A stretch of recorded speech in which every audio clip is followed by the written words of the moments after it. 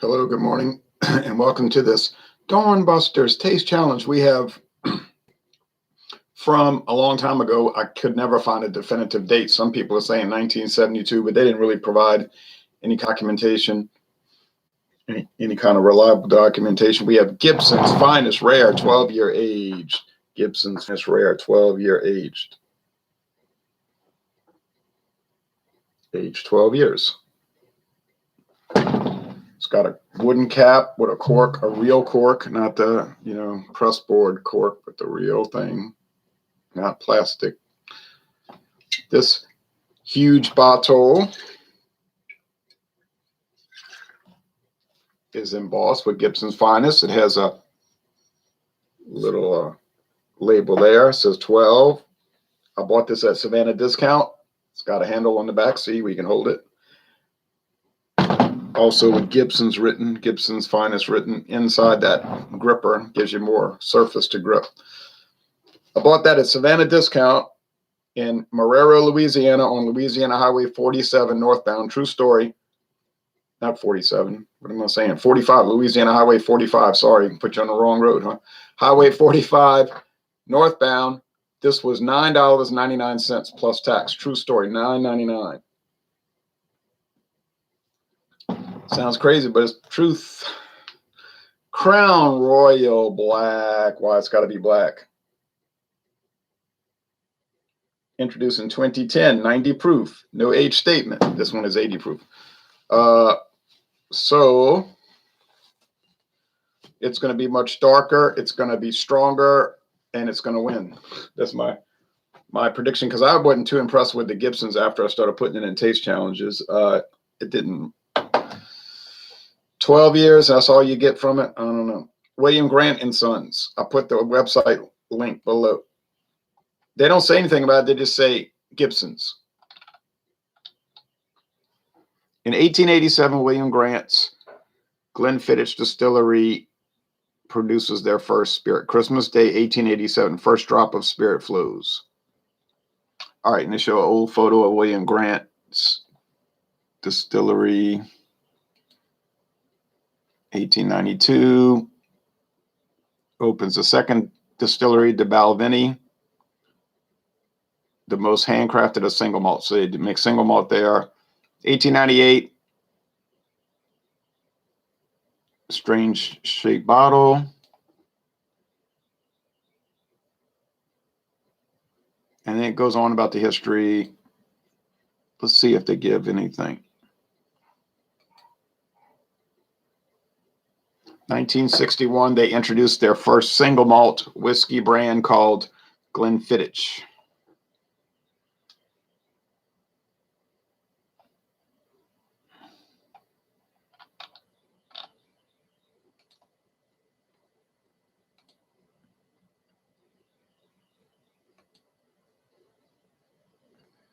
Givson Distillery is built just in 9 months. The largest grain distillery in the world, Givson Distillery, 1963. I'm going to have to look that up, Givson Distillery. It looks like a big chemical plant. That's basically what it is. A chemical you can drink called grain whiskey. We launched Hendrick's Gin. Oh, yeah, we all know about Hendrick's Gin.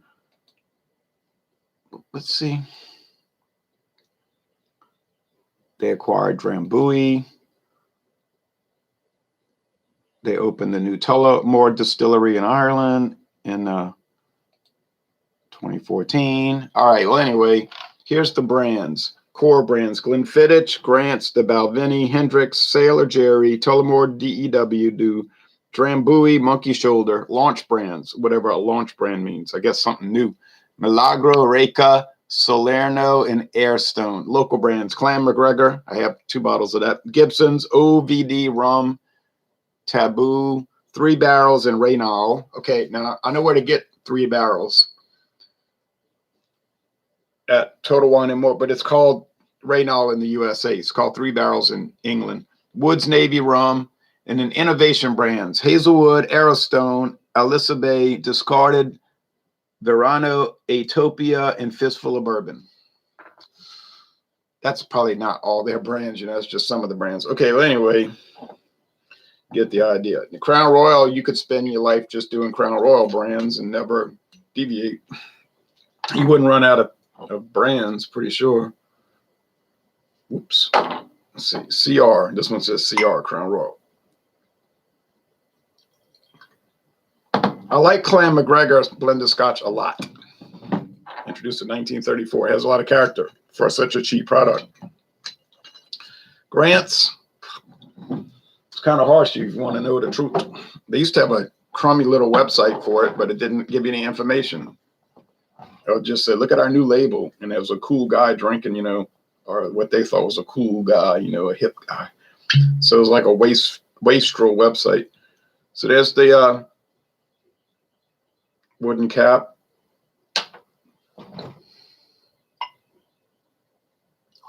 Now, if you just rated this on appearance, it'd be an A, but we got to drink it. This is a taste challenge, not a label challenge.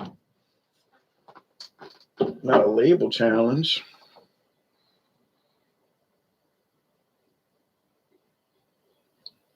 I'm trying to be stingy, and I poured too much. It flowed too much. Got to even it out. I'm trying to be stingy on this Crown Royal Black.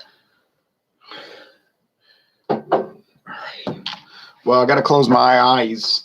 I've kind of closed my eyes because one is dark and one is light. I don't know why. I didn't even need tags because one is the gold, the Grant's is gold, and the Crown Royal is the mahogany, the dark brown. No age statement. Aged in charred oak barrels. Would it get that dark aged in charred oak barrels? It could. It would if it was freshly utilized charred oak, like a charred oak barrel that had not been previously used. Yeah, I'd get that dark. Now, if it was a used barrel, it's just like a used tea bag. Is it going to be a strong tea? Is the tea going to be as strong if the bag's used? No. And anyway, Diageo, Guinness, you know, Guinness beer company. Diageo has enough money to buy their freshly charred oak barrels to make Crown Royal Black. Believe me, you believe you me. And William Grant has money too. I'd like to try their single malt scotches. And they use those in the blends. You know what I'm saying? Like the single malt is what adds the flavor to the blended scotch. You're not going to get flavor from a grain whiskey. There's that big, I was telling you, the big chemical plant, so-called, it's a distillery, but it may as well be a chemical plant. Looks like DuPont Refinery, where they make grain whiskeys. In America, they call it grain neutral spirits, grain spirits. And if you drank it, you'd say, well, it doesn't taste like anything. You could pick up some faint. You could pick up some faint ghosts of flavor. And then they add the flavor coming from that 20% grain out of single malt whiskey. All right. Anyway, Canadian whiskey is the same thing. The body of it is grain alcohol or grain whiskey, mostly made from corn. Doesn't have to be corn. Read your regs, read your regs, read your regs. As long as it's made from any sort of grain, could be rice, could be barley, could be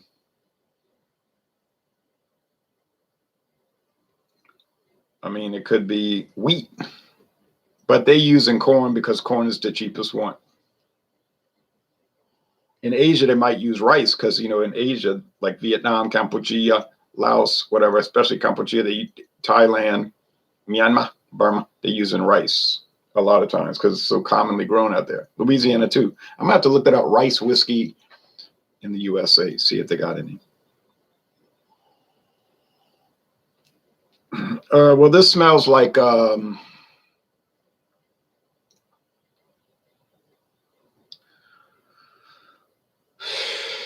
liquor, corn whiskey. If you had moonshine that was 80 proof with a little rye whiskey mixed in, you know, to give it some spiciness, and maybe a little barley, you know, malt whiskey, might smell like this. Now in Canada, they're telling me those bottles are about $65, and I got it for $9.99. Huh, crazy, huh? Now this is the last of the the Canadian whiskey taste challenges for this tournament. Tomorrow morning, God willing, we planning to open up the tournament for Irish whiskey, which won't last long because I don't have many. I mean, I'm going to build the stocks, but I don't have many right now. I got Duhans versus Paddy's, then versus Bushmills, then Bushmills Black, and then Bushmills Red Bush. So, and then that'll be it for that. And then I got to bring in Dewar's White Label, the original Dewar's from 1899. Although the company was founded in 1846, the Dewar's brand, the White Label, I think, been on the market since 1899. But they've changed it. They've changed it. They've changed it. They've changed it. It used to be not 86.6 proof, age like 8 years. Now it's got no age statement, and it's 80 proof. And it says double age, like double age, double what? Like double age what? It doesn't really specify. Of course, the first Dewar's competition is going to be against Dewar's Mezcal finished. Oh, the Mezcal's going to whip it. Boy, that's a good one. Ooh-wee. And then we'll go Dewar's against everybody. I guess Dewar's will do all right. It's really kind of bland, like my friend David said on the phone last night. That one's kind of bland. I said, yeah. It's not a bad tasting product, but it's kind of dull. And then when we come back around the bend for blended scotch the next time later in the year or next year later in the year, it'll be Dewar's 12 year. Well, that's a lot nicer, but it's aged longer, see? Man, this smells kind of grain, corny, cornbread kind of thing too. So we've noticed this with the Crown Royal Black. And the aroma, now in appearance, yeah, it's a lot darker. But in aroma, well, it's really not that differentiated. Might have a little stronger approach, but it's hard to say. It's hard to say. It's hard to say. And the taste is no question, you see. So let's go with the taste. Cheers to your morning, Saturday morning.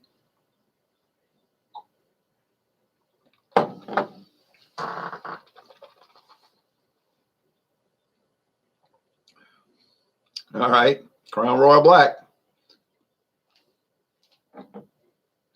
Of course, why? Why did I guess it so quickly?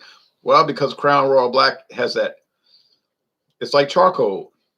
Like if you were barbecuing ribs, beef ribs, and you got the char on the outside and you had it with the barbecue sauce and it got caramelized in with that, that's what this kind of tastes like. But it's like a wood and a caramel thing. And you get sweet corn and a little rye spice and all. So it's a very good Canadian whiskey. And I would dare say even excellent, probably around 93 out of 100. It's worth the $27.97. $27.97. Very nice. It's very nice. He'd order twice, red beans and rice. Dr. Frosty Brew says, cheers, Ron. Can you do another music video? Well, I don't know about that because I keep getting notifications saying this is not a copyright violation, but it is muted in most of the world. I don't understand these record companies, right? Music companies. It's like, well, I'm making a review video of your band. And you can keep the money for advertisements, obviously. And it helps promote the band. And I'm saying how good the music is. And so that would theoretically get people to buy your music, right? So, you know, I say, oh, well, you want to keep muting everything? Then phooey, I don't need to do it. I like to do it, but I'm not going to do it. Every time I did Fleetwood Mac, it was muted in 1 hour. 1 hour, it was all muted around the world. They're so greedy. But they're foolhardy. They're foolhardy because the people are promoting their music. You seem like you wouldn't want it muted, but I don't know. Okay, it's frustrating. It's very frustrating. But it's the way it is.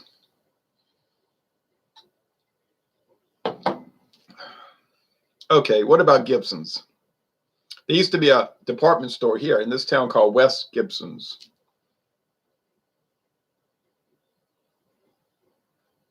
I think it was Gibson's, then it was West Gibson's, then it was West. Because what happened was they got bought out by a company called West, and then West eventually just took over the whole name. And then they went out of business when Walmart showed up. It was bye-bye Gibson's, just like it was bye-bye TG&Y, another company. But Gibson's was nice. I mean, it was like Walmart today, but, you know, smaller. They didn't have an automotive section, but had a record section, music section, had a pretty good selection too. Hardware, you know, everything you would get, but they didn't have food. No groceries. You know, next door there was a grocery store called National, and across the highway was TG&Y. They got bought out by McCrory's, who also went kaput when Walmart showed up. But it was the same thing, no food. Next door to TG&Y was Winn-Dixie. So on the northbound side of the highway, you had Winn-Dixie, groceries, TG&Y, department store, hardware and everything. They couldn't sell hardware on Sunday, though. On the southbound side of the highway, National grocery store, and next door, Gibson's. So Gibson's, but it had nothing to do with liquor.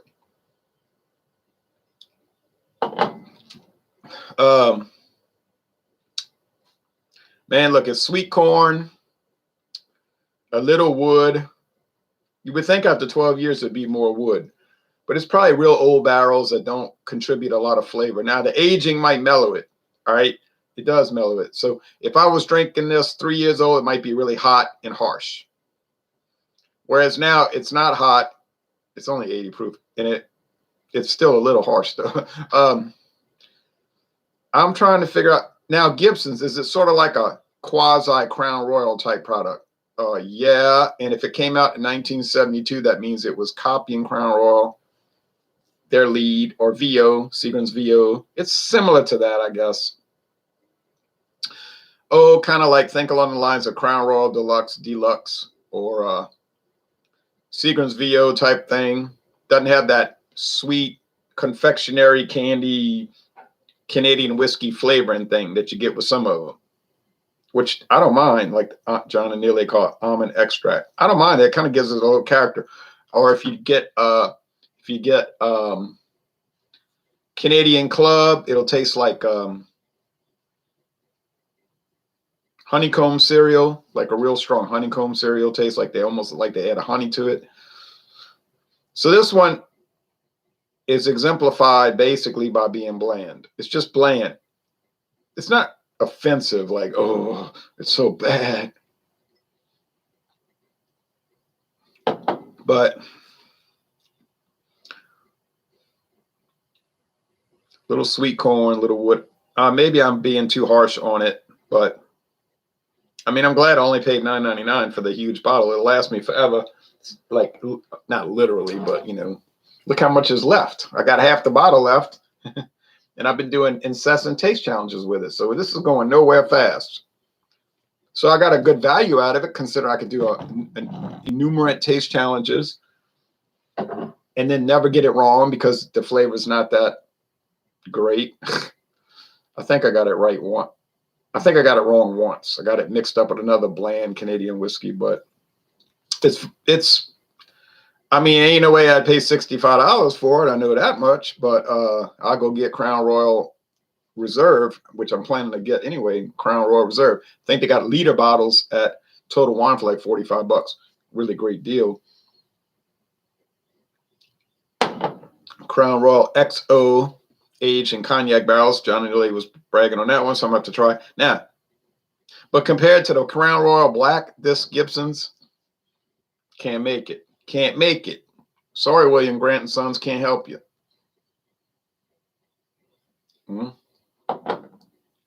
Cannot help you. It's not my job to do that. You make the product, I'll give the evaluation. Other people might love it. Oh, the Crown Royal Black is bolder. Well, it ought to be. It's 90 proof as opposed to 80. It's richer. It's much more deeply charred oak. Well, because that's their thing. That's it. Black. Crown Royal Black. Charred oak. Caramelized sugar and vanilla. And it has bourbon type qualities. Like you could almost, I don't think you would really believe that, but you could maybe think it was a bourbon if you were drinking it. and say you didn't know any better. But I know better. I know it's Canadian whiskey. I know it's not bourbon, so I can't mentally picture it as bourbon. You know what I'm saying? Like, it's in your head, so you can't. You say, well, it's made according to bourbon principles, 80% corn.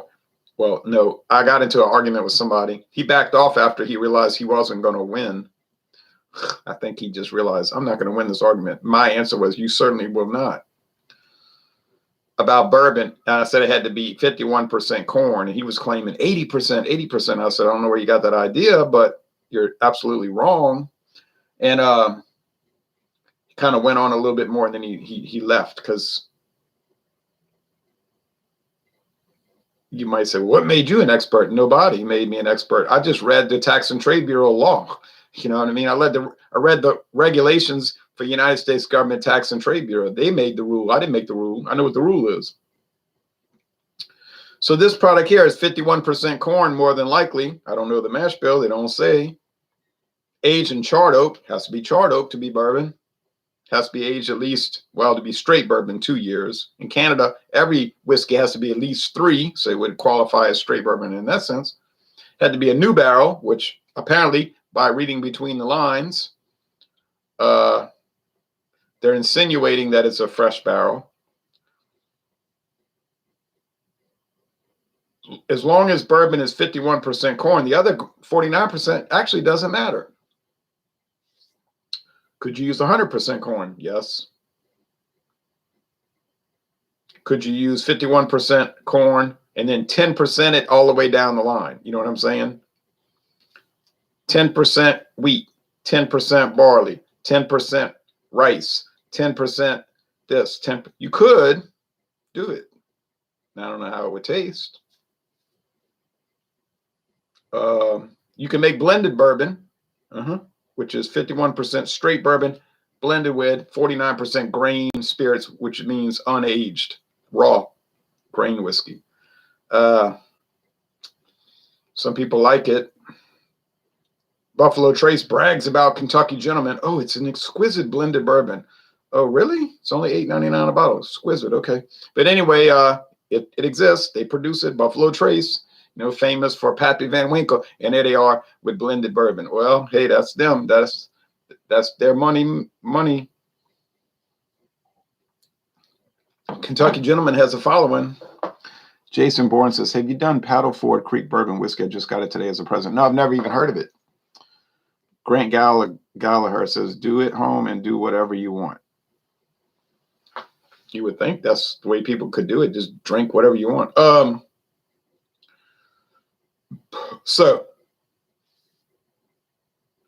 enough of that ranting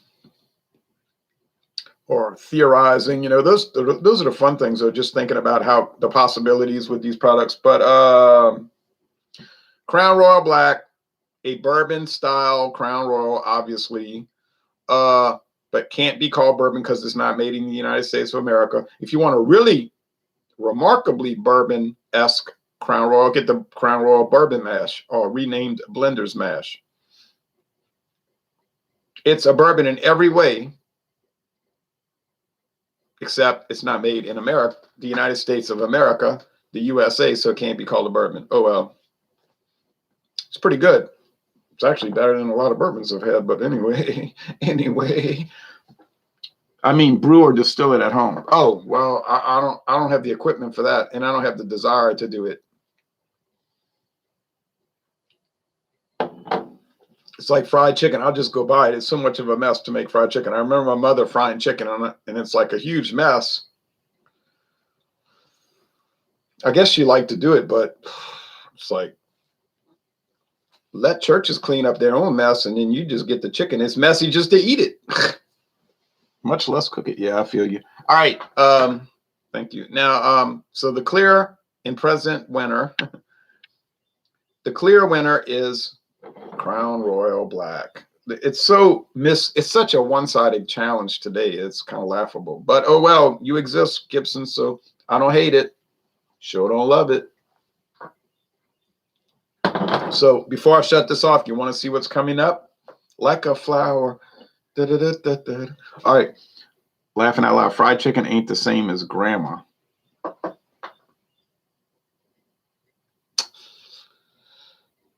Nope. All right.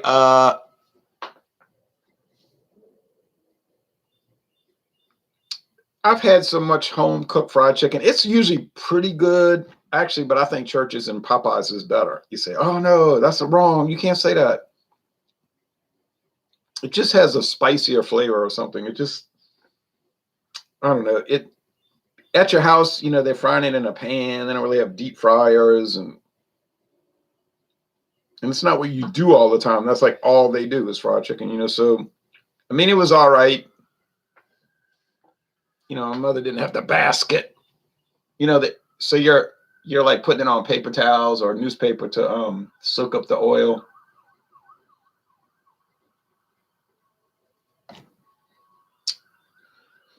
So by the end of the day, you probably just save money, go to Church's or Popeyes, like I'm saying. Plus, what all the coupons they send out. Pizza, homemade pizza. We used to kind of like that. Get that, you know, Chef Boyardee pizza dough and the mix, the sauce and all. And we were little kids, so we would say, "Oh, let me put the toppings." You know, that's kind of fun.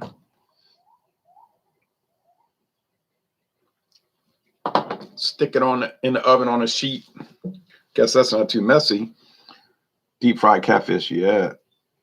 My oven has air fryer. It's really good, but I can't get it as good as old relatives, no matter what. I believe it. All right, last chance. I'm going to count the 10, reverse countdown from 10. And if you tell me yeah, I'll show you. If not, forget it. 10.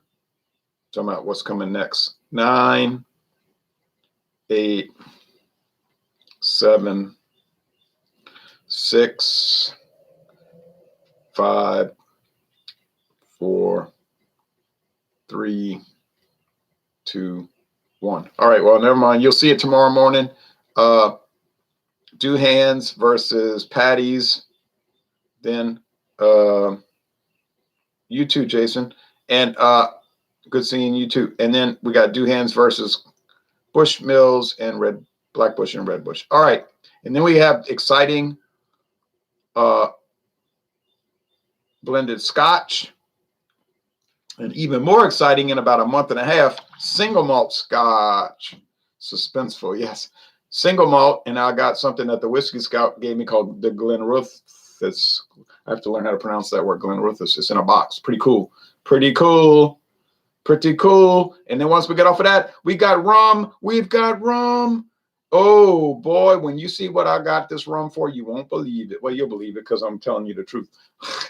And then I got more rum, and then tequila. You say, oh, you went into tequila, didn't you? Yeah, I couldn't help it. And then mezcal. Woo, woo, woo. Thanks for watching this video production.